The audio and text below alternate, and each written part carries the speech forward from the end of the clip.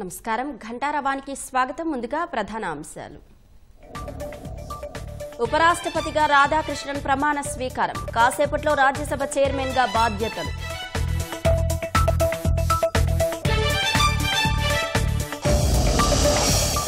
విజయవాడలో డయేరీపై ఆందోళన వద్దన్న సత్యకుమార్ బాధితులకు నాణ్యమైన వైద్యం అందిస్తున్నామని వెల్లడి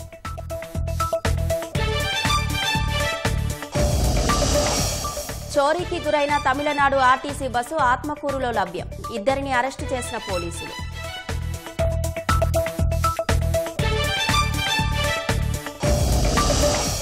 కర్నూలు జిల్లాలో వర్షాలకు ఉధృతంగా కట్రవంక తాత్కాలిక వంతెన తెగి కర్నూలు బళ్ళారి రాకపోకలకు ఆటంకం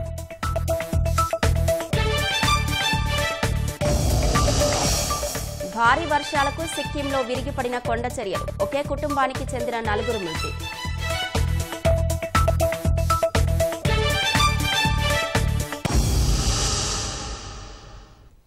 భారత ఉపరాష్ట్రపతిగా సిపి రాధాకృష్ణన్ ప్రమాణ స్వీకారం చేశారు ఉదయం 10 గంటలకు రాష్ట్రపతి ద్రౌపది ముర్ము ఆయనతో ప్రమాణం చేయించారు ఈ కార్యక్రమంలో ప్రధాని నరేంద్ర మోదీతో పాటు కేంద్ర హోంమంత్రి అమిత్ షా కేంద్ర మంత్రులు నితిన్ గడ్కరీ జేపీ నడ్డా మాజీ ఉపరాష్ట్రపతులు జగదీప్ ధన్కడ్ ఎం వెంకయ్య నాయుడు గవర్నర్ జస్టిస్ అబ్దుల్ నజీర్ ముఖ్యమంత్రి చంద్రబాబు డిప్యూటీ సీఎం పవన్ కళ్యాణ్ తదితరులు పాల్గొన్నారు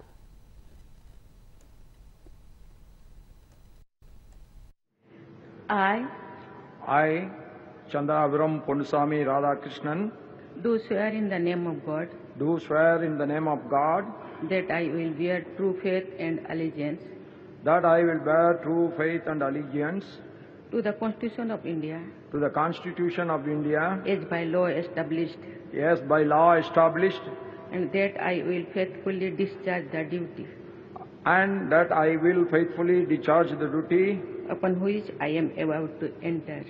upon which I am about to enter. Congratulations.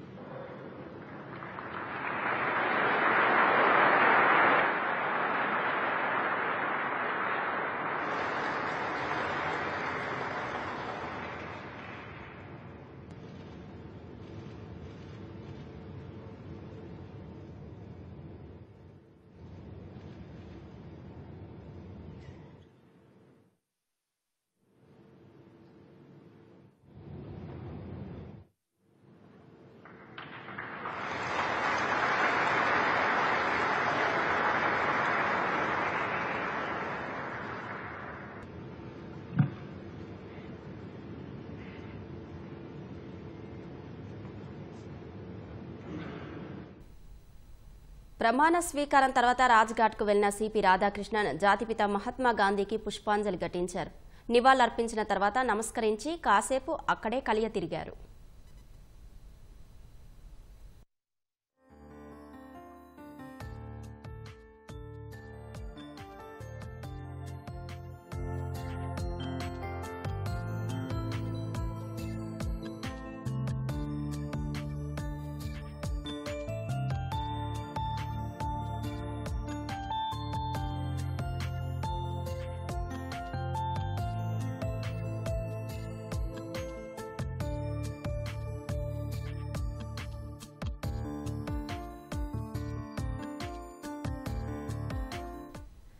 July 21న Jagdeep Dhankhar ఆకస్మిక రాజీనామాతో ఉపరాష్ట్రపతి ఎన్నిక నిర్వహించగా జస్టిస్ సుదర్శన్ రెడ్డిపై సిపి రాధాకృష్ణన్ 152 ఓట్ల తేడాతో విజయం సాధించారు ఉపరాష్ట్రపతిగా ఎన్నిక కావడంతో మహారాష్ట్ర గవర్నర్ పదవికి సిపి రాధాకృష్ణన్ రాజీనామా చేశారు ఈ విషయాన్ని రాష్ట్రపతి భవన్ ప్రకటించింది గుజరాత్ గవర్నర్ ఆచార్య దేవవ్రత్కు మహారాష్ట్ర గవర్నర్గా అదనపు బాధ్యతలు అప్పగిస్తూ రాష్ట్రపతి ద్రౌపది ముర్ము ఆదేశాలు జారీ చేశారు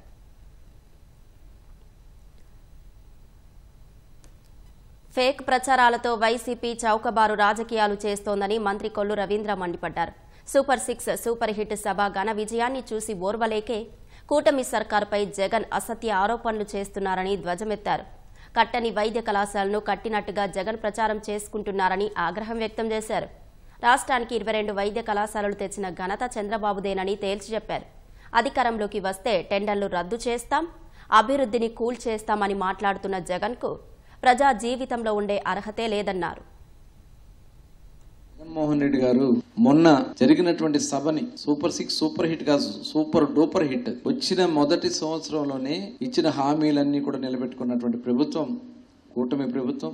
ప్రజలు చాలా ఆనందంగా ఉన్నారు. ఇవాళ జగన్మోహన్ రెడ్డి గారు అవన్నీ చూసి తట్టుకోలేక ఈనాడన్నా ప్రజల దగ్గరకు వచ్చారా? పరదాలు అడ్డం పెట్టుకుని బారికేడ్లు అడ్డం పెట్టుకుని ప్రజలకు కనపడకుండా తిరిగిన నాయకుడు జగన్మోహన్ రెడ్డి, ప్రజల మధ్యన తిరుగుతున్న నాయకుడు చంద్రబాబు నాయుడు గారు. ఇవాళ ఎరువుల గురించి మాట్లాడే అర్హత జగన్మోహన్ రెడ్డి గారికి ఉందా అని చెప్పి నేను అడుగుతా ఉన్నాను.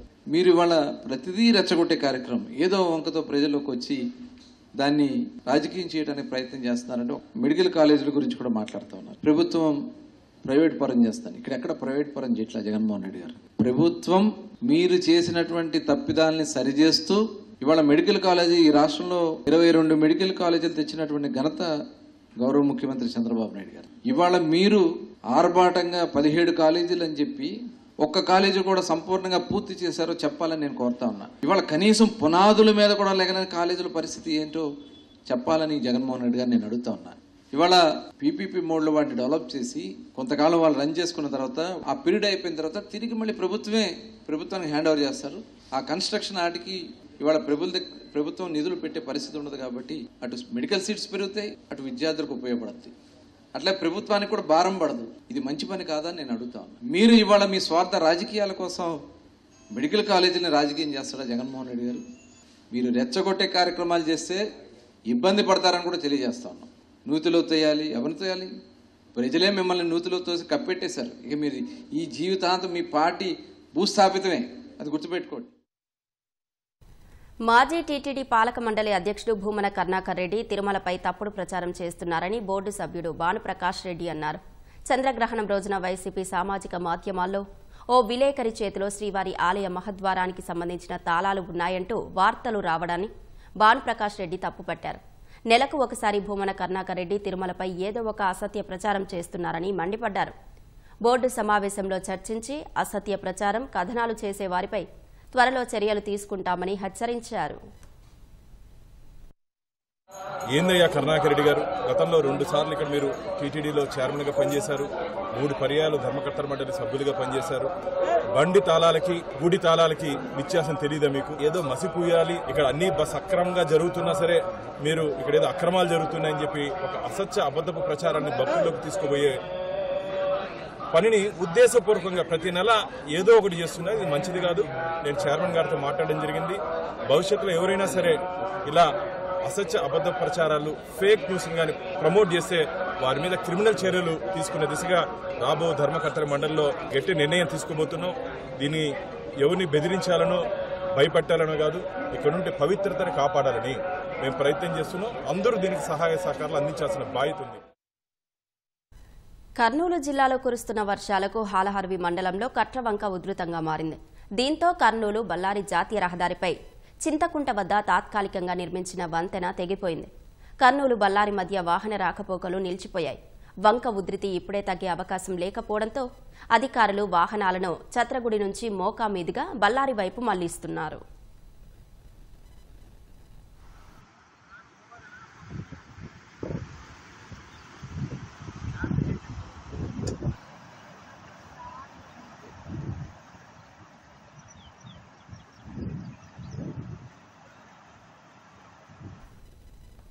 తమిళనాడులో చోరీ చేసిన ఆర్టీసీ బస్సును 2 దొంగలు ఏకంగా రాష్ట్రాలనే దాటించేశారు.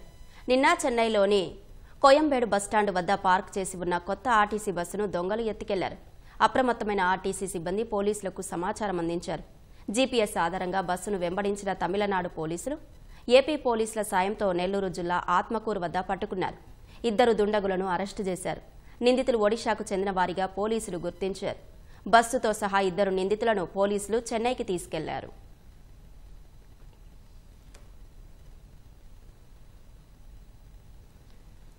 అనంతపురం జిల్లాలో ప్రమాదం జరిగింది. బెలుగుప్ప నక్కలపల్లి మార్గంలో ఆర్టీసీ బస్సు బోల్తాపడి 10 మంది ప్రయాణికులకు గాయాలయ్యాయి. క్షతగాత్రులను హుటాహుటైన ఆసుపత్రికి తరలించారు. రాయదుర్గం నుంచి బెలుగుప్ప మీదుగా ఆర్టీసీ బస్సు అనంతపురం వెళ్తుండగా ప్రమాదం జరిగినట్లు స్థానికులు తెలిపారు. ప్రమాద సమయంలో బస్సులో 17 మంది ప్రయాణికులు ఉన్నట్లు వెల్లడించారు.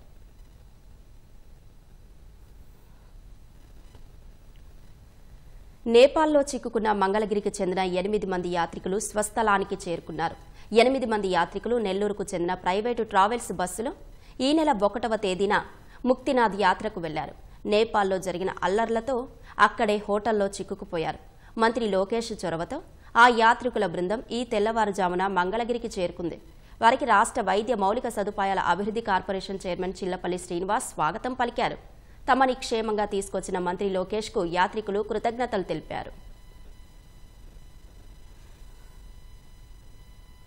విజయవాడ న్యూ రాజరాజేశ్వరిపేటలో డయేరియా కలకలం రేపుతోంది. డయేరియా లక్షణాలతో ఇప్పటి వరకు మొత్తం 130 కేసులు నమోదయ్యాయి. అప్రమత్తమైన ప్రభుత్వ యంత్రాంగం క్షేత్రస్థాయిలో పర్యవేక్షణ చేస్తుంది. బాధితుల కోసం ప్రత్యేక వైద్య శిబిరం ఏర్పాటు చేసి శానిటేషన్ ప్రక్రియ వేగవంతం చేసింది. విజయవాడ న్యూ రాజరాజేశ్వరిపేటలో ఇప్పటి వరకు మొత్తం 130 డయేరియా కేసులు నమోదయ్యాయి. చికిత్స అనంతరం ఆసుపత్రుల నుంచి 70 మందికి పైగా డిశ్చార్జ్ అయ్యారు. మరికొందరు బాధితులు ప్రభుత్వ ఆసుపత్రిలో వైద్యం పొందుతున్నారు.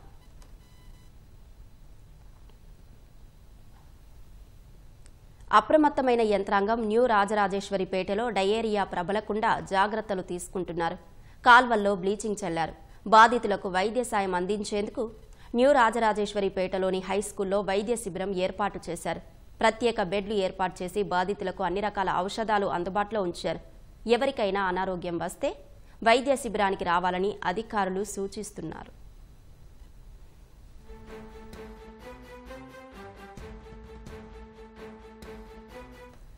డయేరియా బాధితులను మంత్రులు సత్యకుమార్, నారాయణ, ఎంపీ కేశినేని శివనాథ్ పరామర్శించారు. తాజా పరిస్థితులపై మంత్రులకు అధికారులు వివరాలు అందజేశారు.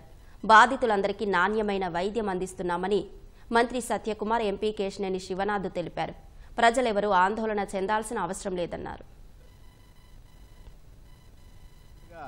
డయేరియల్ కేసెస్ రావడం, వాటిని మొదట్లోనే గుర్తించి జిల్లా కలెక్టర్ని అదేవిధంగా సంబంధిత వైద్య శాఖ అధికారులను డిఎంహెచ్ఓని అప్రమత్తం చేయడం, ఇక్కడ స్కూల్లో ఒక క్యాంపును నిర్వహిస్తూ నాణ్యమైన వైద్య సేవలను అందించే ప్రయత్నం ప్రభుత్వం చేస్తూ ఉంది. అయితే మొదట్లో 20 నుంచి 30 డయేరియల్ ఎపిసోడ్స్ వస్తూ ఉంటే ప్రభుత్వం తీసుకుంటున్న చర్యల కారణంగా తగ్గుముఖం పడతా ఉంది. అయితే గత 4 రోజులుగా హౌస్ టు హౌస్ సర్వేలెన్స్ చేయడం, ప్రజల్లో అవగాహన కలిగించే ప్రయత్నం చేయడం, అంటే ప్రివెంటివ్ మెజర్స్ కూడా తీసుకోవడం జరుగుతూ ఉంది. ఇప్పటిదాకా మొత్తం 141 కేసులు వచ్చాయి. ఒక 68 కేసుల దాకా యాక్టివ్ కేసులు ఉన్నాయి ఇక్కడ జీజీహెచ్లో, ఇక్కడ క్యాంపులో కూడా. కానీ ఆందోళన చెందాల్సిన అవసరం లేదు. యంత్రాంగం అప్రమత్తంగా ఉంది. కానీ కొన్ని వదంతులు అక్కడక్కడ ఎవరో మరణించినట్టుగా అటువంటి వస్తున్నాయి. ఒక్కటి కూడా మార్టాలిటీ కేసు లేదు.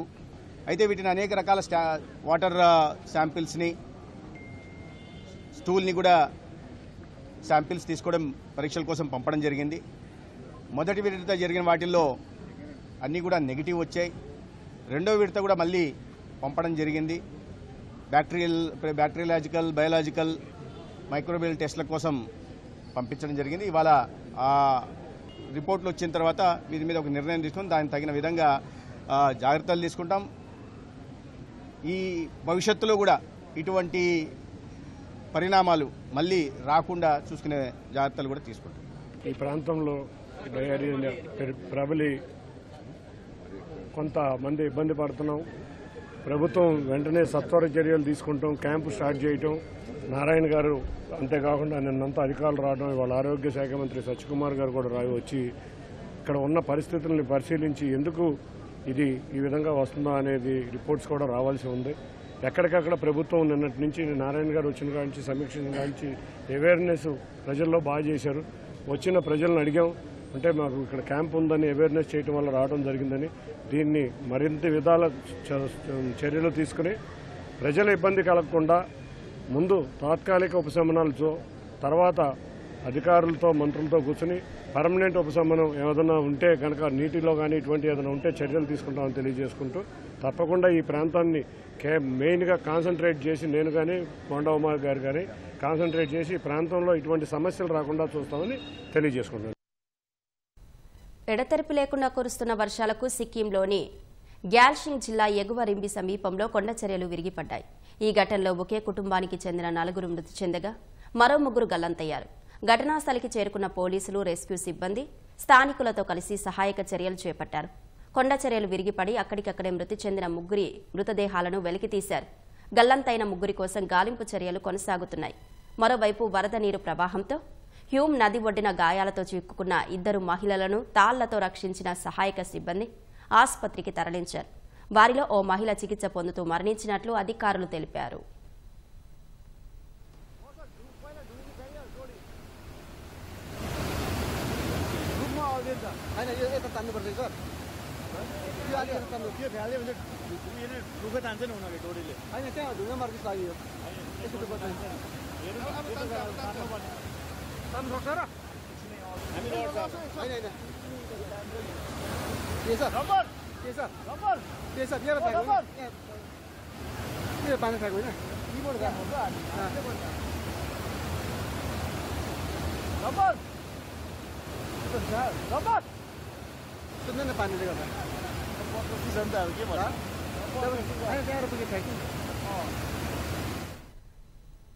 కర్ణాటకలోని బెంగళూరులో ఓ పాఠశాల బస్సుకు త్రుటిలో ప్రమాదం తప్పింది.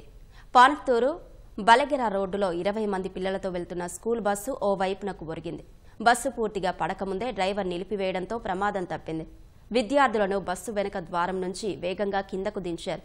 ఈ ఘటనలో ఎవరూ గాయపడలేదని పోలీసులు తెలిపారు. దెబ్బతిన్న రోడ్డు, బురద నేల వల్ల ఒక్కసారిగా బస్సు జారినట్టు సమీపంలోని ఓ వాహనంలో రికార్డైన దృశ్యాల్లో కనిపిస్తోంది.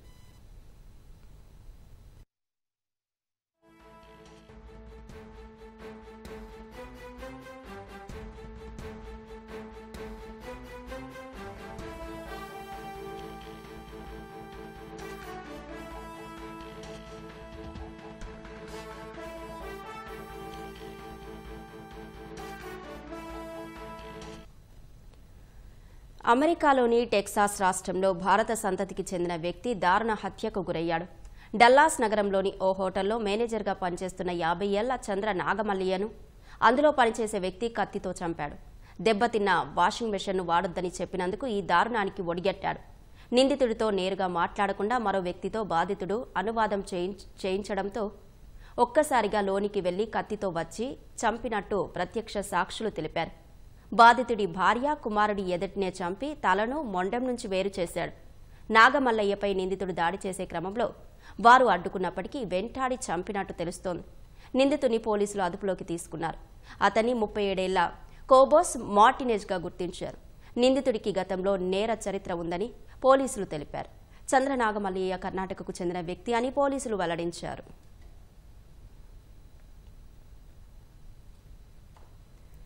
ఫుడ్ ప్రాసెసింగ్ రంగం వేగంగా అభివృద్ధి చెందుతోంది. అందులోనూ మత్స్య ఉత్పత్తులకు చాలా డిమాండ్. వీటికి వాల్యూ అడిషన్ చేస్తే రెట్టింపు ఆదాయం. అందుకే ఈ మధ్య కాలంలో ఫిషరీస్ కోర్సులకు ఆదరణ పెరుగుతోంది. ఈ అవకాశాన్ని సద్వినియోగం చేసుకుంటున్నారు ఆ విద్యార్థులు. చదువుకుంటూనే ఉపాధి పాఠాలు నేర్చుకుంటున్నారు. చేపలు, రొయ్యల పెంపకం నుంచి బై ప్రొడక్ట్స్ తయారు చేసే వరకు శిక్షణ పొందుతున్నారు. పారిశ్రామికవేత్తలుగా మారేందుకు కళాశాల స్థాయి నుంచే బాటలు వేసుకుంటున్నారు. రాష్ట్రంలో ఒకే ఒక మత్స్య కళాశాల ఉంది. నెల్లూరు జిల్లా ముత్తుకూరులో తీర ప్రాంతానికి దగ్గరగా కొలువుదీరింది. ఉద్యోగ, ఉపాధి అవకాశాలను కల్పించే కల్పతరువులా మారింది. సముద్ర ఉత్పత్తులకు డిమాండ్ పెరగడంతో ఈ కోర్సుల్లో చేరేందుకు యువత అమితాసక్తి చూపుతున్నారు. ఇక్కడ కేవలం అకడమిక్ చదువులే కాదు, భవిష్యత్తుకు ఉపయోగపడేలా ఉపాధి పాఠాలు నేర్పుతున్నారు. హాస్టల్ వసతులు ఉండడంతో ఇక్కడే ఉంటూ పీజీలో చేరి పరిశోధనలు చేస్తున్నారు. తీర ప్రాంతంలో కళాశాల ఉండటం మరో ప్లస్ పాయింట్. స్థానిక మత్స్యకారుల నుంచి కూడా అనేక విషయాలు నేర్చుకుంటున్నారు. చేపలు, రొయ్యల పెంపకంలో జాగ్రత్తలు అడిగి తెలుసుకుంటున్నారు.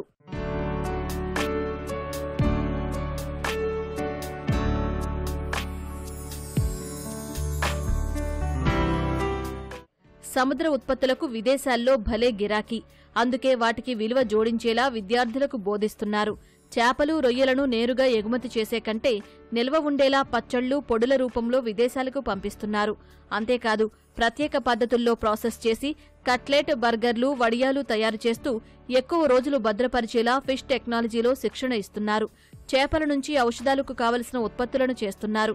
ఇక్కడి ప్రొఫెసర్స్ మార్కెటింగ్ మెళకువలను నేర్పిస్తున్నారు. ఫిష్ ప్రాసెసింగ్ టెక్నాలజీలో పీజీ చేస్తున్నాను. ఫుడ్ ప్రాసెసింగ్ అనేది ఎప్పటికైనా అది డిమాండ్ ఉంటానే ఉంటుంది. అది మనకి అవకాశాలు కూడా చాలా ఉన్నాయి. ఫిష్ని ఎలా ప్రాసెసింగ్ చేయాలి, మళ్ళీ దాన్ని ఎలా ఎక్స్పోర్ట్ చేయాలి, ఎక్స్పోర్ట్ చేస్తారు, దానికి మళ్ళీ దాని సర్టిఫికేషన్ ఎలా ఉంటుంది, సో అన్ని విధాలుగా అది ఇక్కడ నేర్పిస్తూ ఉంటారు. ఒకవేళ చదువుతో పాటు పక్కన బిజినెస్ కూడా పెట్టుకునే అవకాశం ఈ డిపార్ట్మెంట్లో ఎక్కువ ఉంటుంది. వెరైటీ వంటలని, కూరగాయలు ఇవన్నీ చేసుకొని కూడా పక్కన సైడ్ బిజినెస్గా పెట్టుకొని అర్న్ చేసుకోవచ్చు. చేప వడియాలని, చేప కట్లెట్లని, చేప బర్గర్స్, బిస్కెట్స్ ఇలా ఎన్నో రకాలు ఉన్నాయి. చేప ఊరగాయ, రొయ్య ఊరగాయ ఇవన్నీ కూడా పెట్టుకొని బయట చేసుకోవచ్చు.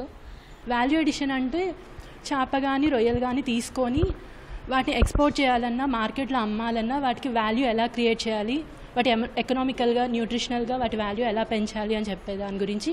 ఇంకొకటి బై ప్రోడక్ట్స్ అంటే ఏంటంటే మనకి చేప నుంచి కానీ రొయ్యల నుంచి కానీ వచ్చే వ్యర్థాన్ని తీసుకొని, అంటే ఎలాంటివంటే కైటిన్, కైటోసాన్, జెలాటిన్ అలాంటి వాటిని ఎలా ఉత్పత్తి చేయాలి, వాటిని ఎలా వేరే ప్రోడక్ట్స్లో అంటే మెడికల్గా కానీ అలా ఎలా యూజ్ చేసుకోవాలి అనే దాని గురించి ఇక్కడ మెయిన్గా నేర్పిస్తారు.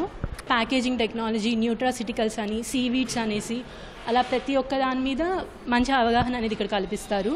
మాకు స్టైఫండ్ ఇస్తారు. దానివల్ల మేము కొత్తగా ఒక ప్రోడక్ట్ అనేది డెవలప్ చేసుకొని దాని మీద పేపర్స్ రాసుకొని ఒకవేళ బెటర్ ప్రోడక్ట్ వస్తే పేటెంట్ తీసుకొని ఫ్యూచర్లో ఏదన్నా మా అంతటా మేము ఏదన్నా షాప్ పెట్టుకోవడానికి కానీ, బిజినెస్ చేయడానికి కానీ, ఎంటర్ప్రెన్యూర్షిప్ చేయడానికి కానీ అవకాశాలు అనేవి కల్పిస్తారండి. మత్స్య రంగంలో కోర్సులు చేసిన యువతను వ్యాపారవేత్తలుగా మార్చడమే ప్రధాన ఉద్దేశమని అధ్యాపకులు చెబుతున్నారు. కోర్సు పూర్తి చేసుకున్న వారికి ప్రభుత్వ ఉద్యోగాలతో పాటు చేపలు, రొయ్యలు పరిశ్రమల్లో మంచి అవకాశాలు వస్తాయంటున్నారు. మత్స్య రంగానికి ఏపీ హబ్గా మారుతుందని, భవిష్యత్తులోనూ ఈ కోర్సుకు డిమాండ్ పెరుగుతుందని చెబుతున్నారు. డిపార్ట్మెంట్ ఆఫ్ ఫిష్ ప్రాసెసింగ్ టెక్నాలజీలో మనము చేపలు చనిపోయిన తర్వాత నుంచి మనం ఎక్స్పోర్ట్ చేసి మళ్ళీ మనం మన ఉపయోగదారులకి రీచ్ అయ్యేంత వరకు చేసే ప్రతి ఒక్క స్టెప్ ఇక్కడ మన డిపార్ట్మెంట్లో నేర్పిస్తూ ఉంటాం విద్యార్థులకు. విద్యార్థుల్లో వ్యాపారవేత్తలుగా వాళ్ళు ఎలా ఎదగాలి అని చెప్పేసి వాళ్ళు నేర్పించడం కోసం ఇక్కడ ఈఎల్పీ ఉంటుంది. ఇది బ్యాచిలర్ ఆఫ్ ఫిషరీ సైన్స్లో ఒక పార్ట్ అన్నమాట. ఇక్కడికి రావాలంటే వాళ్ళు ఎంసెట్ అగ్రికల్చర్కి, వెటనరీకి వాళ్ళు రాసిన దాంట్లోనే మనకు ఎంసెట్ ద్వారా అడ్మిషన్స్ ఉంటాయి. కోర్స్ అయిపోయిన తర్వాత వీళ్ళకి డైరెక్ట్గా ఇప్పుడు ఎఫ్డిఓ పోస్టులు అని ఉన్నాయండి, ఫిషరీస్ డెవలప్మెంట్ ఆఫీసర్ అని పోస్టులు ఉన్నాయి. అదే కాకుండా బీఎఫ్ఎస్సి ఒకవేళ అయిపోయిన వెంటనే వీళ్ళకి మార్కెటింగ్ ఫీల్డ్లో మన మత్స్య రంగంలో చాలా ఆపర్చునిటీస్ ఉన్నాయి. ప్రతి ఒక్కరికి మనకు పోస్టులు కంపల్సరీ అందరూ ప్లేస్మెంట్లో ఉన్నారు. పాలకుల అవినీతికి వ్యతిరేకంగా పెళ్లుబికిన ఉద్యమం నేపాల్ను తీవ్ర సంక్షోభంలోకి నెట్టింది. సైన్యం రంగంలోకి దిగడంతో అతి త్వరలోనే పరిస్థితి సాధారణ స్థితికి వస్తుందంటున్నారు అంతర్జాతీయ వ్యవహారాల నిపుణులు మేజర్ ఎస్పీఎస్ ఒబెరాయ్. ఈ ఉద్యమం వెనుకున్న కారణాలపై ఒబెరాయ్తో ఈటీవీ ముఖాముఖి. తమ దేశంలో నాయకులంతా అవినీతిమయంగా మారారని చెప్పి నేపాల్ దేశానికి చెందిన జెన్జీ యువత ఉద్యమాన్ని చేపట్టింది. ఆ ఉద్యమం కాస్త హింసాత్మకంగా మారి పదుల సంఖ్యలో అక్కడ ప్రాణాలు కోల్పోయారు. అయితే అక్కడ చేపట్టినటువంటి ఉద్యమం అట్లాగే దాని వెనుకాల ఉన్న కారణాలు వీటన్నిటిపైన ఒక కొత్త కోణాన్ని ఆవిష్కరించే ప్రయత్నం చేద్దాం. మనతో పాటు ప్రస్తుతం అంతర్జాతీయ వ్యవహారాల నిపుణులు మేజర్ ఒబెరాయ్ సార్ ఉన్నారు. సార్తో మాట్లాడదాం. సార్ జై హింద్. సార్ జై Hind to your audience. Sir sir యాక్చువల్గా నేపాల్లో నెలకొన్న ఈ అనిశ్చితికి కారణం ఏంటి సార్? మీరు ఇంట్రొడక్షన్లో అన్నట్టుగా ఫస్ట్ ఆఫ్ ఆల్ నేపాల్లో జరుగుతున్న కరప్షన్. కరప్షన్ మనందరికీ తెలుసు, ప్రతి దేశంలోనూ ఉంటుంది. మన దేశంలోనే ఉంది, అమెరికా లాంటి దేశంలో ఉంది, ఇజ్రాయెల్లో ఉంది, జర్మనీలో ఉంది. కానీ ఆ దేశంలో ఒకవైపు ఆర్థిక గ్రోత్ లేదు, రెండో వైపు కరప్షన్ పెరిగిపోతుంది. ఇన్ఫ్యాక్ట్ రీసెంట్గా ఒక వీడియోలో పొలిటీషియన్ సంబంధించిన గ్రాండ్ సన్ ఒక లావిష్ లైఫ్ స్టైల్, బాగా డబ్బు కలిగి ఉన్న ఒక లైఫ్ స్టైల్ మీద టిక్టాక్లో ఒక వీడియో చేయడం జరిగింది. దానివల్ల ప్రజలకి ఆలోచన వచ్చిందంటే మనకు ఉద్యోగాలు లేవు, మనకి సరైన సంపద లేదు, గవర్నమెంట్ నుంచి కరప్షనే జరుగుతుంది, అండ్ వాళ్ళ పిల్లలు మాత్రము రాజరికాన్ని అనుభవిస్తున్నారు అని చెప్పేసి గవర్నమెంట్ మీద కరప్షన్ ఆలోచన. ఇన్ఫ్యాక్ట్ లాస్ట్ ఇయర్ నేపాల్ 2017లో, లాస్ట్ ఇయర్ కాదు 2017లో 2 ఎయిర్ క్రాఫ్ట్లు కొనడం జరిగింది. ఆ ఎయిర్ క్రాఫ్ట్లు కొనడంలో $1.47 బిలియన్ కరప్షన్ జరిగింది అని చెప్పేసి అక్కడ ఒక కమిటీ తీర్పు ఇవ్వడం కూడా జరిగింది. సో దీనివల్ల జెన్జీ బ్యాచ్ ఎవరైతే 2000 తర్వాత పుట్టారో వీళ్ళందరూ ప్రొటెస్ట్కి దిగడం జరిగింది. ఆ ప్రొటెస్ట్ని ఆపడానికి సోషల్ మీడియా యాప్స్ అన్ని బ్యాన్ చేయడం జరిగింది. సో అయితే ఇప్పటికీ ఈ ఉద్యమం ఏదైతే నడుస్తుందో ఇదే మొదటిసారి, గతంలో కూడా ఏమైనా జరిగింది? లేదు, నేపాల్లో ఇది మొదటిసారి కాదు. నేపాల్లో ఎక్కువ శాతం ఇలాగా పిల్లలు యూత్ ఎడ్యుకేషన్ తీసుకుంటున్న పిల్లలు యూత్ నిరసనకి దిగడం ఆల్రెడీ ఉంది. 1996లో జన్ ఆందోళన్ 1 అని చెప్పి, 2006లో జన్ ఆందోళన్ 2 అని చెప్పి ఇలా పాస్ట్లో కూడా నిరసనలు జరగడం జరిగాయి. సో నేపాల్లో ఇట్లా స్టూడెంట్ ప్రొటెస్ట్, యూత్ ప్రొటెస్ట్ ఒక కామన్ ఫీచర్. సో ఇప్పుడు మనం ఈ ఇన్ని రోజుల నుంచి చూస్తే కనుక కనిపిస్తుంది జెన్జీ ఉద్యమము అవినీతికి వ్యతిరేకంగా చేస్తున్నటువంటి ఉద్యమం కనిపిస్తుంది. అయితే ఇవే అనుకోవచ్చా, అంతర్లీనంగా ఇంకా ఏమైనా ఉండే అవకాశం ఉన్నాయి? ఇన్ఫ్యాక్ట్ మనందరికీ తెలియాల్సిన విషయము, నేపాల్ ఎలా అంటే, నేపాల్ దేశము, మనం నేపాల్ దేశాన్ని యాక్చువల్లీ 3 భాగాలుగా మనం డివైడ్ చేసుకోవచ్చు. మనకి ఇలా గ్రీన్ కలర్లో కనిపిస్తుంది కదా, దీన్ని మధేసి భాగం అంటారు, దీన్ని తెరై అని కూడా అంటారు. ఈ తెరై రీజన్లో ఉండే వాళ్ళని మధేసీస్ అంటారు. వీళ్ళు ముఖ్యంగా మన భారతదేశం, యూపీ, బీహార్ నుంచి వెళ్ళిన వాళ్ళు ఈ గ్రీన్ ఏరియాలో ఉంటారు. వీళ్ళని మధేసి అంటారు. వీళ్ళు బీహారీ లాంగ్వేజ్ మాట్లాడతారు, వీళ్ళు మైథిలీ లాంగ్వేజ్ మాట్లాడతారు. అది కాకుండా ఇలా ఎల్లో అండ్ ఇలా రెడ్ కలర్లో ఉన్న దాంట్లో నేపాలీస్ పాపులేషన్స్ ఉంటారు. ఇన్ఫ్యాక్ట్ ఒక అంచనా ప్రకారంగా ఇది మౌంటైన్ ఏరియా అన్నమాట, ఇది హిల్ ఏరియా అన్నమాట. దీన్ని హిల్ ఏరియా అంటారు, ఇది మౌంటైన్ ఏరియా. ఒక అంచనా ప్రకారంగా మౌంటైన్ ఏరియాలో 7%, ఈ హిల్ ఏరియాలో 42% జనాభా ఉంటారు. అండ్ ఈ చిన్న స్ట్రిప్ ఆఫ్ ల్యాండ్లో మాత్రం 51% జనాలు ఉంటారు. కాకపోతే నేపాల్ వాళ్ళు ఏం చేశారంటే 51% జనాభా ఉన్నా సరే వాళ్ళ నేపాల్ నేషనల్ అసెంబ్లీలో, అంటే నేపాల్ పార్లమెంట్లో వాళ్ళకు కరెక్ట్ అయిన పర్సంటేజ్ సీట్స్ ఇవ్వలేదు. దీనివల్ల కూడా మధేసీస్కి నేపాలీస్కి మధ్యలో గొడవలు జరుగుతూనే ఉన్నాయి. సో ఇలా గొడవలు జరగడం నేపాల్లో ఇది మొదటిసారి కాదు. ఇప్పుడు ఇంకొక ప్రాబ్లం నేపాల్ ఫేస్ చేస్తుంది ఏమిటంటే, ముఖ్యంగా నేపాల్లో చైనా చాలా డీప్ రోడ్ వచ్చేసింది అండ్ దీనివల్ల కమ్యూనిజం కూడా వచ్చింది. సో ఒక విధంగా ఏం జరుగుతుందంటే, ఈ కమ్యూనిజం రావడం వల్ల, చైనా నేపాల్లో కమ్యూనిజం స్ప్రెడ్ చేయడం వల్ల నేపాల్లో ఉన్న హిందూ బిలీఫ్ సిస్టమ్ దెబ్బతింటుంది. ఎందుకంటే communism atheist form of governance. Atheism అంటే ఏంటంటే, ఏథియిజంలో దేవుడిని నమ్మరు, మన హిందూ రిలీజన్లో దేవుడిని నమ్ముతారు. సో ఇలా చైనా డీప్ రోడ్స్ రావడం వల్ల ప్రజలకు ఏమనిపిస్తుందంటే, నా మతాన్ని నా మత మార్పు చేయడానికి ఒక ప్రయత్నం జరుగుతుంది. అందుకే మీరు నాతో వీడియో స్టార్ట్ అయ్యే ముందు ఒక మాట అన్నారు, కమ్యూనిస్ట్ ఫ్లాగ్ని కాల్చేశారు. ఎందుకు కాల్చేశారంటే ఇది కోపం, యాంగర్. నా మతాన్ని నువ్వు తీసుకుంటున్నావు, నాకు దేవుడు లేడు అనే ఆలోచన నా బుర్రలో వేస్తున్నావు, దానికి కూడా ఇది. సో ఇప్పుడు మళ్ళీ నేషనల్ వాళ్ళ జాతీయ లోపల కాకుండా బయట చూస్తే ఏదైతే జియో పాలిటిక్స్ లో చూస్తే కనుక చైనా, అమెరికా ఉంది సార్. అమెరికా ఇదివరకు అక్కడ నేపాల్లో MSNS అనే ఒక ప్రాజెక్ట్ కూడా స్టార్ట్ చేసింది.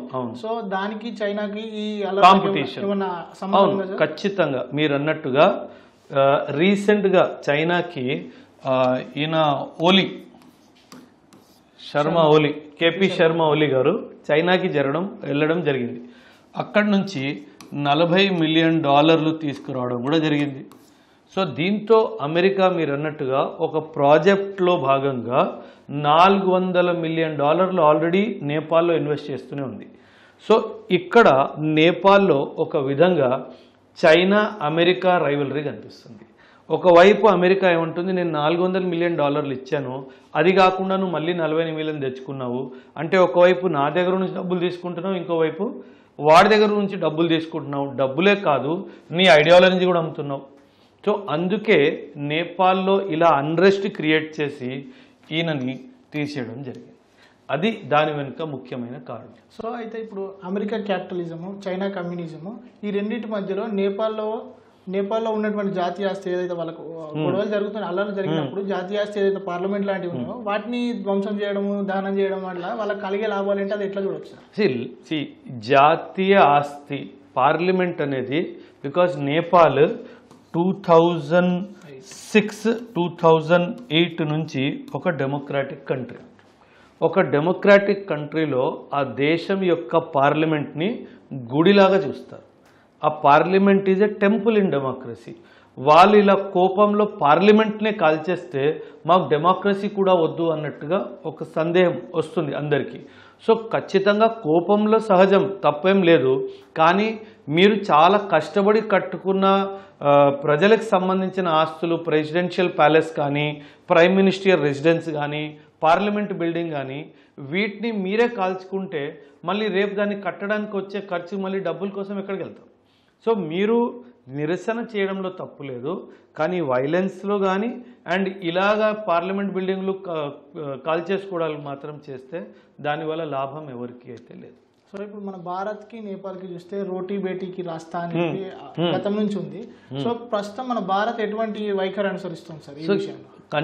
ఖచ్చితంగా భారత్ ఏదైనా దేశం దీన్ని కంట్రోల్ చేయగలదు అంటే మన భారతదేశమే. సో ఖచ్చితంగా అంటే నాకు తెలిసినంత వరకు డిప్లొమాటిక్ టాక్స్ స్టార్ట్ అయిపోయి ఉంటాయి. వాళ్ళు ఇప్పటి వరకు అయితే మిలిటరీ అసిస్టెన్స్ అడిగినట్టుగా అయితే ఇన్ఫర్మేషన్ లేదు. ఒకవేళ అడిగినట్టయితే మాత్రం ఖచ్చితంగా మనం ప్రొవైడ్ చేయాలి. ఎందుకంటే at the end of the day మనం 1950 నుంచి ఇప్పటి వరకు చాలా విధాలుగా నేపాల్ని ఆదుకుంటూనే వస్తూనే ఉన్నాము. ఆర్థికంగా కానీ, సామాజికంగా కానీ. మీరు రోటీ బేటీ కార్ ఇస్తున్నారు. రోటీ అంటే ఉద్యోగం. Any Nepalese citizen can apply for any government job in India also. And Beti car ఇస్తా చాలా మటుకు ఆ మధేసీస్కి, నేపాలీస్ సిటిజన్స్కి పెళ్ళిళ్ళు జరగడము ఇది సహజం. ఒక డీప్ బాండింగ్ ఉంది కాబట్టి ఈ బాండింగ్ని బ్రేక్ చేసుకోకుండా ఖచ్చితంగా నేపాల్ని మనం కాపాడాలి. ఈ సంబంధించి ఈ ఉద్యమం సంబంధిస్తే ఇది ఎప్పటి వరకు ఏ ఎక్స్టెంట్ వరకు వెళ్ళే అవకాశం ఉంది, ఎక్కడ ఆగిపోవచ్చు సార్ మీ అంచనా ప్రకారం? అంటే ఒక టైం ఫ్రేమ్ చెప్పడానికి వీల్లేదు. బట్ నేను అనుకోవడం మేబీ ఒక 2-3 డేస్లో ఖచ్చితంగా వాళ్ళ గవర్నమెంట్ అయినా కంట్రోల్ చేయాలా, లేదా మనల్ని ఏమైనా హెల్ప్ అడిగితే మనకి SSB ఉంది, సశస్త్ర సీమా బల్ అని చెప్పేసి ఇండియా నేపాల్ బార్డర్ని గార్డ్ చేసే ఫోర్స్ అనమాట. మేబీ మనం SSBని పంపించవచ్చు, లేదా మన బార్డర్ గార్డ్ ఫోర్స్ని ఏదైనా పంపించవచ్చు. అది BSF అవ్వచ్చు, అది CRPF అవ్వచ్చు, అది CISF అవ్వచ్చు. మేబీ 2-3 బటాలియన్లు పంపించి మనం కంట్రోల్ చేసే కెపాసిటీ ఇండియాకి అయితే ఖచ్చితంగా ఉంది. కానీ ఒకటి వాళ్ళు అడుగుతారా, వాళ్ళు అడిగితే మనం పంపిస్తామా అన్నది ఇది మన ప్రభుత్వం తీసుకునే నిర్ణయం కాబట్టి దాని మీద మనకు ఎటువంటి మనం ప్రభుత్వానికి మనం సపోర్ట్ ఇచ్చుకోవడం. సార్ చివరి ప్రశ్న, చాలా ముఖ్యమైన ప్రశ్న. గత 3 ఏళ్ల నుంచి చూస్తే 2021-22 నుంచి ఇప్పటి వరకు చూస్తే మన భారత్ చుట్టుపక్కల ఉన్న దేశాలు, శ్రీలంక కానీ, అటు మయన్మార్, బంగ్లాదేశ్ కానీ, అట్లాగే ఇటు పాకిస్తాన్లో కొంత అనిశ్చిత, దీంతో సంబంధం లేకుండా కూడా, అట్లాగే ఇప్పుడు నేపాల్, ఇవన్నిటిని చూస్తే ఎందుకు సార్ అక్కడ అంటే రాజ్యాధికారాన్ని కూల్చేసే ప్రయత్నాలు జరుగుతున్నాయి? దానివల్ల భారత్కి ఏమైనా ముప్పు ఉందా? ముప్పు అని కాదు, కాకపోతే ఈ స్టేట్స్లో, ఈ కంట్రీస్లో డెమోక్రసీకి బలం ప్రొవైడ్ చేస్తుంది మనమే. సో ఇక్కడ డెమోక్రసీని అంతా డిస్టర్బ్ చేసి వీళ్ళు ఒక మెసేజ్ ఏమి ఇవ్వాలనుకుంటున్నారంటే Indian model of democracy is not good. అందుకే శ్రీలంకలో కానీ, మాల్దీవ్స్లో కానీ, బంగ్లాదేశ్లో కానీ, మయన్మార్లో కానీ, ఇప్పుడు నేపాల్లో కానీ ఎందుకు రాజ్యాంగం పరంగానే ఎందుకు అడ్డంకులు వస్తున్నాయంటే అమెరికా కానీ, వేరే దేశాలు, వెస్ట్ దేశాలు కానీ Indian model of democracy is not correct model అని చెప్పి ఒక మెసేజ్ ఇవ్వడానికి ట్రై చేస్తుంది. అండ్ ఖచ్చితంగా ఫ్యూచర్లో ఇలా యూత్ ఎడ్యుకేషన్ మన మీద కూడా తోసే అవకాశం. సో మనం చాలా జాగ్రత్తగా ఉండాల్సిన అవసరం మనందరికీ ఉంది. ఎందుకంటే 2029లో మనకు ఎలక్షన్స్ రాబోతున్నాయి. ఎలక్షన్స్ ముందు మన ప్రభుత్వాన్ని ఒక నెగటివ్ షేడ్లో చూపించడానికైనా సరే ఇలాంటి ఇది ఒక దుస్సాహసం మన మీద కూడా చేసే అవకాశం ఉంది. సో మనకి ఎటువంటి ఇన్ఫర్మేషన్ వచ్చినా, ఎవరైనా మనల్ని ఇన్స్టిగేట్ చేయడానికి, మనల్ని కోపం తెప్పించడానికి ప్రయత్నం చేసినా మనం చాలా జాగ్రత్తగా ఆలోచించి ఏదైనా చేయాలి. ఎప్పుడైనా సరే మన ప్రభుత్వాన్ని ప్రశ్నించే హక్కు మన అందరికీ ఉంది, మనకి రాజ్యాంగం ఇచ్చింది. కానీ ఒక బౌండరీలో, ఒక డిసిప్లిన్డ్ బౌండరీలో, ఒక సామాజిక బౌండరీలో, ఒక వ్యక్తిగత రూపంలో కూడా బాధ్యతగా ప్రవర్తించడం మనందరికీ చాలా చాలా అవసరం. ఎందుకంటే మన దేశంలో ఇలా జరిగితే ఖచ్చితంగా దీన్ని ఒక అవకాశాన్ని భావించి ఒకవైపు చైనా కానీ ఇంకోవైపు పాకిస్తాన్ కానీ మన మీద దాడి చేసే అవకాశం ఉంది.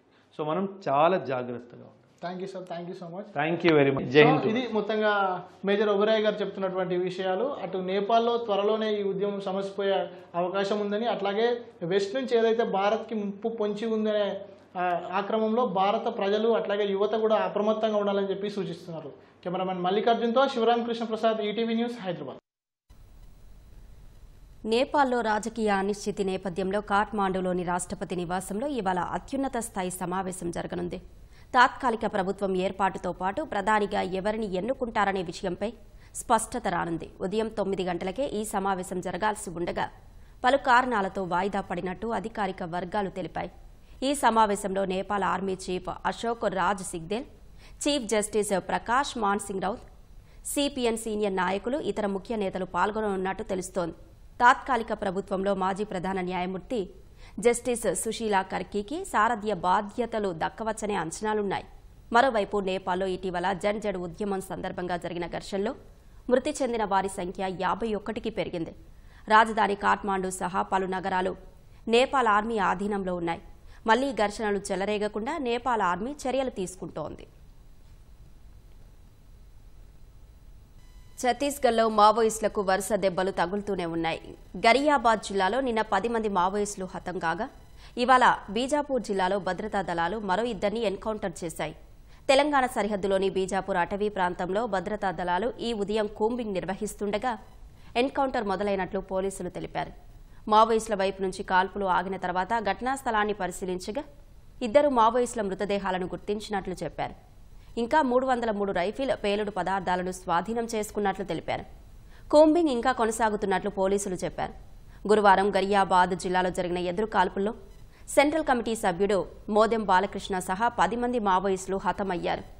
ఆయనపై ₹1 కోటి రివార్డు ఉన్నట్లు చెప్పారు. ఛత్తీస్గఢ్లో ఈ ఏడాది ఇప్పటి వరకు 243 మంది మావోయిస్టులు హతమైనట్లు పోలీసులు వెల్లడించారు. నేపాల్లో చిక్కుకున్న తెలుగు ప్రజలను మంత్రి లోకేష్ ఆపద్ బాంధవుడిలా ఆదుకున్నారని మంత్రి నిమ్మల రామానాయుడు అభినందించారు. నేపాల్ నుంచి రాష్ట్ర ప్రజలందరినీ స్వస్థలాలకు చేర్చిన లోకేష్ను దేశవ్యాప్తంగా ప్రశంసిస్తున్నారన్నారు. ప్రజల పట్ల ప్రభుత్వానికి ఉన్న బాధ్యతను మరోసారి చాటి చెప్పారంటూ కొనియాడారు. మోసపూరిత ఉద్యోగాలతో కంబోడియాలో చిక్కుకున్న యువకులను లోకేష్ రక్షించారని గుర్తు చేశారు.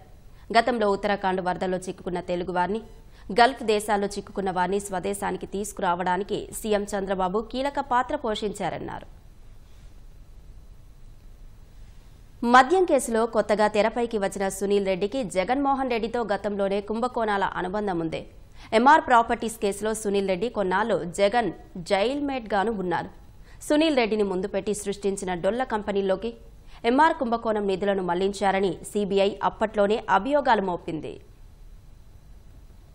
మద్యం కుంభకోణం కేసులో తాజాగా తెరపైకొచ్చిన నర్రెడ్డి సునీల్ రెడ్డికి జగన్ నమ్మిన బంటుగా పేరుంది. జగన్ కు సునీల్ రెడ్డి సన్నిహితుడే కాదు, జగన్ తరపున ఆర్థిక వ్యవహారాలు చక్కబెట్టే ఆంతరంగికుడు కూడా. జగన్ సతీమణి భారతికి సమీప బంధువే. ఎంఆర్ ప్రాపర్టీస్ కుంభకోణం కేసులో జగన్ జైల్ మేట్ కూడా. ఎంఆర్ కేసులో సునీల్ రెడ్డిని సీబీఐ అప్పట్లో అరెస్ట్ చేయగా జగన్ తో కలిసి కొన్నాళ్లు జైల్లో ఉన్నారు. రాజశేఖర రెడ్డి ముఖ్యమంత్రిగా ఉన్నప్పుడు క్విట్ ప్రోకో ద్వారా కొల్లగొట్టిన నిధుల్ని జగన్ తన సొంత సంస్థల్లోకి పెట్టుబడుల రూపంలో మళ్లించుకునేందుకు సునీల్ రెడ్డిని ముందు పెట్టి అనేక డొల్ల కంపెనీలు ఏర్పాటు చేశారనే అభియోగాలు ఉన్నాయి. భారతి డైరెక్టర్గా ఉన్న కొన్ని కంపెనీల్లోనూ అప్పట్లో సునీల్ రెడ్డి డైరెక్టర్గా కొనసాగారు. జగన్ చెప్పిన పనిని ఎడమ చేతికి తెలియకుండా కుడి చేత్తో పూర్తి చేస్తాడనే నమ్మకం సంపాదించారు. మళ్లీ ఇన్నేళ్ల తర్వాత మద్యం కుంభకోణంలోనూ సునీల్ రెడ్డి పేరు తెరపైకి రావడం, ఆయన డైరెక్టర్గా ఉన్న కంపెనీల్లో సిట్ సోదాలు చేయడంతో ఈ కేసు దర్యాప్తులో కీలక పరిణామాలు చోటు చేసుకోవచ్చనే చర్చ జరుగుతోంది. సునీల్ రెడ్డి తండ్రి నర్రెడ్డి సంగిరెడ్డిదే కడప జిల్లా వీరపునాయునిపల్లె మండలం అనిమెల గ్రామం. జియాలజిస్టుగా పనిచేసిన సంగిరెడ్డి ఆ తరువాత పులివెందుల్లో స్థిరపడ్డారు. వైఎస్ కుటుంబంతో కలిసి అనేక వ్యాపారాలు నిర్వహించారు. ఈ క్రమంలోనే సునీల్ రెడ్డి జగన్ ఇంట్లో మనిషిగా మారారు. ఆయన తరపున ఆర్థిక, వ్యక్తిగత వ్యవహారాలన్నీ చక్కబెట్టేవారు. జగన్ కోసం సృష్టించిన అనేక డొల్ల కంపెనీల్లో డైరెక్టర్గా కొనసాగారు. ఒకానొక దశలో దివాలా తీసిన సంగిరెడ్డి కుటుంబం రాజశేఖర రెడ్డి ముఖ్యమంత్రి అయ్యాక పులివెందుల ప్రాంతంలో వీఐపీగా మారిపోయింది. తొలుత ఇంటీరియర్ డెకరేషన్ వ్యాపారం చేసుకునే సునీల్ రెడ్డి తరువాత కోట్లకు పడగలెత్తారు. 2019లో వైకాపా అధికారంలోకి వచ్చాక సునీల్ రెడ్డి తెరపై ఎక్కడా కనిపించకుండా తెర వెనుక వ్యవహారాలన్నీ చక్కబెట్టేవారనే ఆరోపణలు ఉన్నాయి. ఢిల్లీలో పవన్ కళ్యాణ్ మీడియాతో మాట్లాడుతున్నారు. ఇప్పుడు చూద్దాం. అపాయింట్ అండ్ మీన్ ఇక్కడ ఒక ప్లేస్మెంట్ రావాలంటే you have to really fight it out. It is like IIT and చాలా కెపాసిటీ ఉండాలి. And that an amazing thing ఏంటంటే వాళ్ళందరూ different parts of the state. అంటే each state has got only 2 or 3 seats. I think 2 seats or 1 seat, something like that. And entire India is being mini India. And people can interact with each other, different languages, different cultures. But they all think as one unit as Bharat. I think నాకు అది బాగా నచ్చుతుంది NSD. నేను acting నేర్చుకున్నప్పుడు ఇక్కడ చదివిన ఇక్కడ చేసిన సత్యానంద్ గారు కొంతకాలం ఉన్నారు ఇక్కడ. సో ఆయన నాకు చెప్తా ఉండాలి ఎన్ఎస్డి గురించి. సో నాకు ఆ ప్యాషన్ ఉండిపోయింది చిన్నప్పటి నుంచి. నేను నేర్చుకున్న ఫార్మేటివ్ ఇయర్స్ నుంచి. సో ఇప్పుడు ఢిల్లీ వచ్చినప్పుడల్లా బుక్ షాప్ కొడతానికి వస్తాను. కొంతమంది హిందీ రైటర్స్ పుస్తకాలు వాళ్ళ నాటకాలు ఇవన్నీ చదవటం. It's a great experience. ఆంధ్రప్రదేశ్లో ఇట్లాంటి ఇన్స్టిట్యూట్ కోసం ఇంతకుముందు కూడా గతంలో కూడా ఉమ్మడి రాష్ట్ర ప్రభుత్వంలో వచ్చినట్టుంది. నేను ఖచ్చితంగా అది పరిశీలిస్తాను. అంటే మనకి Telugu cinema become global phenomenon. అలాగంటే నేనే నమ్ముతున్నానంటే art form first primary responsibilities to heal the people. అంటే సినిమా లేకపోతే కానీ ఆర్ట్ ఫామ్ లేకపోతే వైలెన్స్, ఆటపాట లేకపోతే వైలెన్స్ పెరిగిపోదు మనుషులకి. ఏం అంటే ఆటపాట ఫైన్ ఆర్ట్స్ ఇవన్నీ ఏంటంటే it is an outlet of our inner turmoil, inner crisis.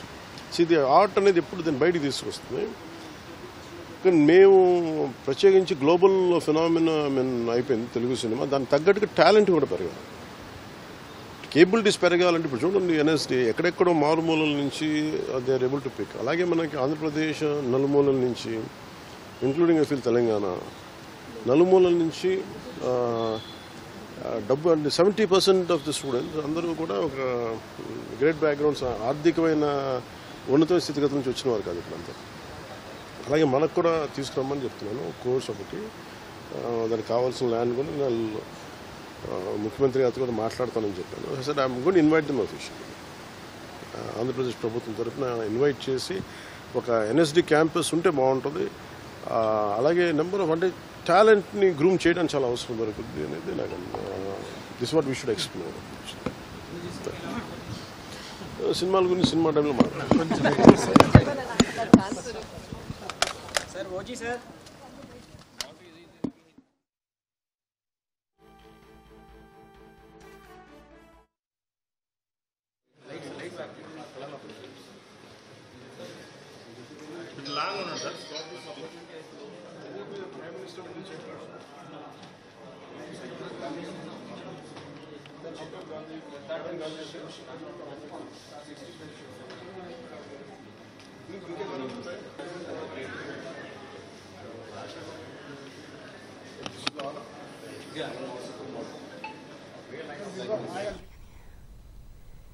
అభం శుభం తెలియని చిన్నపిల్లలు, బాలికలే వారి టార్గెట్.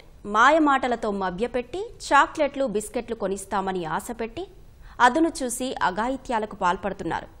చిన్నపిల్లలన్న కనికరం లేకుండా అత్యాచారాలకు పాల్పడుతున్నారు. తీయని మాటలతో కపట ప్రేమను నటిస్తూ కాటేస్తున్నారు. ఇలాంటి కేసుల్లో ఎక్కువ శాతం చుట్టుపక్కల ఉండేవాళ్ళు, తెలిసిన వాళ్ళు, బంధువులే ఉండడం దురదృష్టకరం. బయటకు చెప్పుకుంటే పరువు పోతుందని చాలామంది కేసులు పెట్టేందుకు ముందుకు రాకపోవడంతో ఇలాంటి నేరగాళ్లు రెచ్చిపోతున్నారు. కానీ నల్గొండ జిల్లా న్యాయమూర్తులు మాత్రం ఇలాంటి మానవ మృగాలు బయట ఉంటే ప్రమాదమని కఠిన శిక్షలతో బుద్ధి చెబుతున్నారు.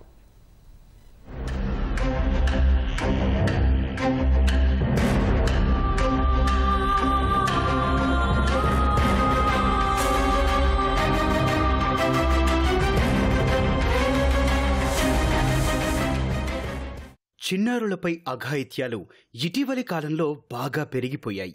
ఒంటరిగా ఉండే చిన్నపిల్లలకు మాయమాటలు చెప్పి లైంగిక దాడులకు పాల్పడుతున్నారు. చాక్లెట్లు కొనిస్తామని ఒకరు, టీవీ చూపిస్తామని మరొకరు ఇంట్లోకి తీసుకెళ్లి అఘాయిత్యం చేస్తున్నారు. చిన్నారులపై లైంగిక దాడులు చేసి పైశాచిక ఆనందం పొందుతోన్న మానవ మృగాలకు నల్గొండ జిల్లా ప్రత్యేక పోక్సో కోర్టు కఠిన తీర్పులిస్తూ నేరగాళ్లలో భయాందోళనలు కలిగిస్తోంది. అలాంటి ఆలోచన చెయ్యాలంటేనే భయపడేలా జీవితకాల శిక్షలు విధిస్తోంది.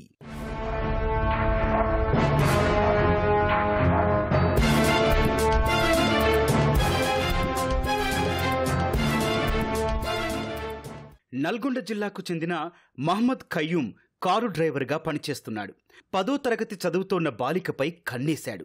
పాఠశాల ముగించుకొని ఇంటికి వెళ్లేందుకు బస్టాప్ వద్ద నిలుచున్న బాలికకు మాయమాటలు చెప్పి ఇంటి వద్ద దింపుతానంటూ బైక్ ఎక్కించుకున్నాడు. అనంతరం ఓ పాడుబడిన ఇంట్లోకి బలవంతంగా లాక్కెళ్లి అత్యాచారం చేశాడు. 2021లో జరిగిన ఈ దారుణ ఘటనపై బాలిక తల్లిదండ్రులు పోలీసులకు ఫిర్యాదు చేశారు. కోర్టులో అనేక వాదోపవాదాల అనంతరం పోక్సో కోర్టు న్యాయమూర్తి రోజారమణి 51 ఏళ్లు కఠిన కారాగార శిక్ష విధించింది. బాధితురాలికి 7 లక్షల పరిహారం ఇవ్వాలని కోర్టు ఆదేశించింది. పోక్సో యాక్ట్లో సెక్షన్ 6లో 20 ఇయర్స్, ఐపీసీ యాక్ట్ కిడ్నాప్ కింద 366 కింద కిడ్నాప్ కింద 10 ఇయర్స్ మరియు ఎస్సీ/ఎస్టీ యాక్ట్ కింద 20 ఇయర్స్, 1 సంవత్సరం 506 బెదిరించడం వల్ల ఒక 506 కింద ఒకటి, టోటల్గా 51 సంవత్సరాలు 80,000 రూపాయలు నిందితునికి ఫైన్ ఇవ్వడం జరిగింది. దాంతోపాటు విక్టిమ్ కాంపెన్సేషన్ 7 లక్షల రూపాయలు విక్టిమ్ కాంపెన్సేషన్గా జడ్జిమెంట్లో రాయడం జరిగింది. మరో కేసులో నల్గొండ జిల్లా దేవరకొండకు చెందిన ముకుటోజు భాస్కరాచారి లారీ క్లీనర్గా పనిచేసేవాడు. 2018 మార్చిలో 2వ తరగతి చదువుతోన్న బాలిక తన ఇంటి వద్ద ఆడుకుంటుండగా టీవీ చూపిస్తానని మాయమాటలు చెప్పి ఇంట్లోకి తీసుకెళ్లి అత్యాచారం చేశాడు. తీవ్ర రక్తస్రావంతో బాలిక ఇంటికి వెళ్లి తల్లిదండ్రులకు చెప్పగా పోలీసులకు ఫిర్యాదు చేశారు. నిందితుడిపై నేరారోపణలు నిర్ధారణ కావడంతో పోక్సో చట్టం కింద న్యాయమూర్తి రోజారమణి 20 ఏళ్ల జైలు శిక్ష విధించారు. బాధిత బాలికకు 10 లక్షలు పరిహారంగా ఇవ్వాలని ప్రభుత్వాన్ని ఆదేశించారు. నిందితుని పేరు భాస్కరాచారి. తను ఇంటి ఎదురుగా ఉన్న అతనే. పాప 8 సంవత్సరాల పాప ఆ ఇంటి ముందర ఆడుకున్న క్రమంలో తల్లిదండ్రులు వ్యవసాయ నిమిత్తం వాళ్ళకి వ్యవసాయ పనులకు వెళ్తారు. ఇంటి ముందర పాప ఆడుకుంటున్న క్రమంలో టీవీ చూడండి అని చెప్పేసి లోపలికి పిలుస్తాడు. టీవీ చూస్తున్న క్రమంలో అమాయకమైన మైనర్ బాలిక 8 సంవత్సరాల మైనర్ బాలిక పైన లోపల తీసుకుపోయేసి అగత్యానికి పాల్పడతాడు. పోలీస్ స్టేషన్ పోయి కేసు పెడతారు. కేసు నిమిత్తము ప్రతిదీ ఇన్వెస్టిగేషన్ ఏజెన్సీ ప్రతిదీ మనకు ప్రాపర్గా కోర్టుకు ఛార్జ్షీట్ దాఖలు చేశారు. న్యాయమూర్తి రోజారమణి గారు నిందితునికి 20 సంవత్సరాల జైలు శిక్ష, 25,000 రూపాయల ఫైన్, 10 లక్షల కాంపెన్సేషన్ ఇవ్వడం జరిగింది. నల్గొండ జిల్లా చెండూరుకు చెందిన తిప్పర్తి యాదయ్య 11 ఏళ్ల బాలికపై కన్నేశాడు. తల్లిదండ్రులు పొలం పనులకు వెళ్లగా ఇంట్లో ఎవరూ లేని సమయంలో బాలికను కత్తితో బెదిరించి అత్యాచార యత్నం చేశారు. బాలిక ఎదురించడంతో ఎవరికైనా చెబితే చంపేస్తానని బెదిరించి పారిపోయాడు. 2016 డిసెంబర్లో ఈ ఘటన జరగ్గా బాలిక విషయాన్ని తల్లిదండ్రులకు చెప్పింది. వారు వెంటనే పోలీసులకు ఫిర్యాదు చేశారు. నిందితుడిపై నేరం రుజువు కావడంతో పోక్సో కోర్టు యాదయ్యకు 22 ఏళ్ల జైలు శిక్ష విధించింది. అమ్మాయి ఒంటరిగా ఇంటికాడ స్కూల్కు ఆరోగ్యం బాగాలేకుండా స్కూల్కు పోకుండా ఇంటికాడ ఉంటుంది. ఇంటికాడ ఉన్న క్రమంలో తన తల్లిదండ్రులు వ్యవసాయ నిమిత్తము వ్యవసాయ పనులకు వెళ్తారు. ఈ నిందితుడు ఒంటరిగా ఉన్న ఈ బాలికను చూసేసి 11 సంవత్సరాలు అమ్మాయికి విక్టిమ్ గర్ల్ 11 సంవత్సరాలు ఉంటుంది. ఆ అమ్మాయిని అడ్వాంటేజ్ తీసుకుందామని చెప్పేసి ఇంట్లోకి ప్రవేశించి దౌర్జన్యంగా ఇంట్లోకి ప్రవేశించేసి కత్తి చూపెట్టేసి అమ్మాయిని పైన అగత్యం చేయడం జరుగుతుంది, రేప్ చేయడం జరుగుతుంది. ఇది జరిగిన క్రమంలో వాళ్ళ పేరెంట్స్ వచ్చిన తర్వాత చుట్టుపక్కల వాళ్ళు కూడా చూడడం జరుగుతుంది. వాళ్ళు నిందితుని పట్టుకునే క్రమంలో నిందితుడు తప్పించుకొని పోతాడు. పేరెంట్స్ వచ్చిన తర్వాత జరిగిన విషయం తెలుసుకొని పోలీస్ స్టేషన్ పోయి కేసు పెడతాడు. మా న్యాయమూర్తి గారు రోజారమణి గారు నిందితునికి శిక్ష విధించడం జరిగింది. 22 సంవత్సరాల శిక్ష విధించడం జరిగింది. 35,000 రూపాయలు ఫైన్ మరియు 10 లక్షల కాంపెన్సేషన్ విక్టిమ్కి ఇవ్వడం జరిగింది. ఇలాంటి ఘటనల్లో నిందితులకు కఠినమైన శిక్షలు విధించాలని ప్రజలు కోరుతున్నారు. ఇలాంటి కేసుల్లో సత్వర న్యాయం అందితేనే బాధితులకు కాస్త ఊరట కలుగుతుందన్నారు. చిన్నారులపై జరిగే ఇలాంటి దాడుల వల్ల వారు జీవితాంతం భయాందోళనతోనే ఉండే ప్రమాదం ఉందని మానసిక నిపుణులు చెబుతున్నారు. కఠిన శిక్షల ద్వారా ఇలాంటి ఆలోచనలున్న వారిలో భయం పెరగడంతో పాటు ఆ మానవ మృగాలు మరికొందరిపై దాడులు చేయకుండా నిలువరించవచ్చని బాధిత కుటుంబాలు చెబుతున్నాయి.